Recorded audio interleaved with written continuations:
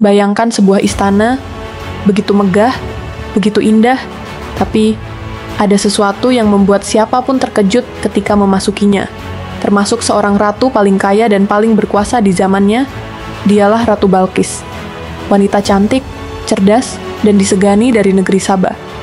Namun, saat langkah kakinya menyentuh lantai istana Nabi Sulaiman, dia berhenti. Matanya membelalak, lalu perlahan, dia mengangkat gaunnya. Karena apa yang dilihatnya bukan lantai biasa, dia mengira itu air. Padahal itu adalah kaca bening, begitu bersih, begitu sempurna. Teknologi ribuan tahun lalu, yang bahkan hari ini masih membuat manusia bertanya-tanya. Bagaimana mungkin teknologi seperti itu sudah ada di zaman Nabi Sulaiman?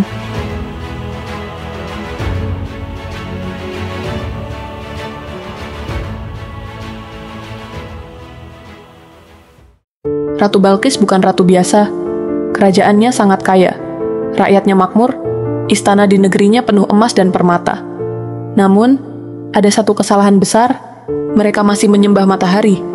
Sampai suatu hari, seekor burung kecil bernama Hudhud datang melapor kepada Nabi Sulaiman, "Aku menemukan satu kaum yang menyembah matahari, bukan menyembah Allah." QS An-Naml 24. Nabi Sulaiman langsung mengirim surat khusus kepada Ratu Balqis. Surat yang isinya bukan ancaman perang, tapi dakwah penuh wibawa. "Dengan nama Allah, janganlah kalian sombong, dan datanglah kepadaku sebagai orang-orang yang tunduk patuh." QS An-Naml 30-31. Ratu Balqis terkejut. Dia bukan takut, tapi kagum. Siapa sebenarnya lelaki bernama Sulaiman ini? Memiliki burung yang bisa berbicara, memiliki pasukan jin, manusia, dan hewan, dan mampu mengirim surat dengan penuh kehormatan. Ia pun memutuskan, "Aku akan datang sendiri menemuinya."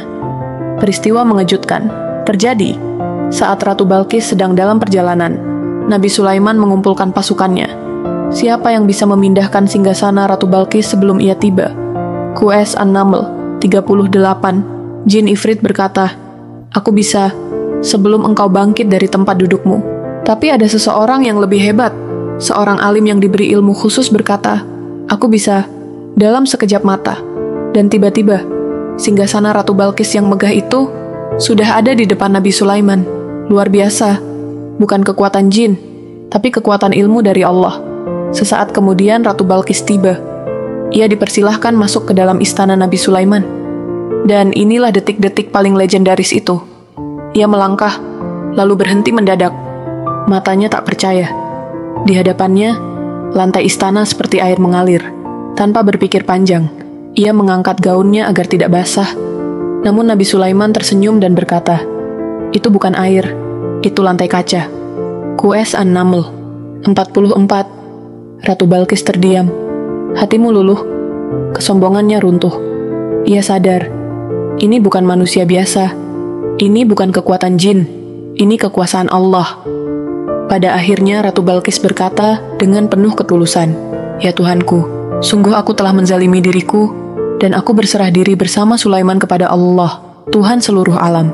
QS An-Naml 44.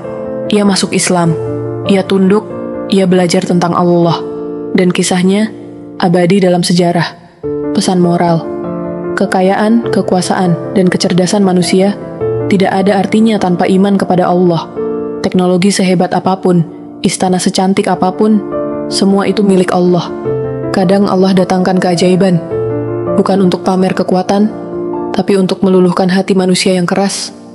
Masya Allah, inilah kisah Ratu Balqis dan istana ajaib Nabi Sulaiman. Bukti bahwa Islam menyimpan begitu banyak kisah inspiratif, penuh hikmah, dan luar biasa.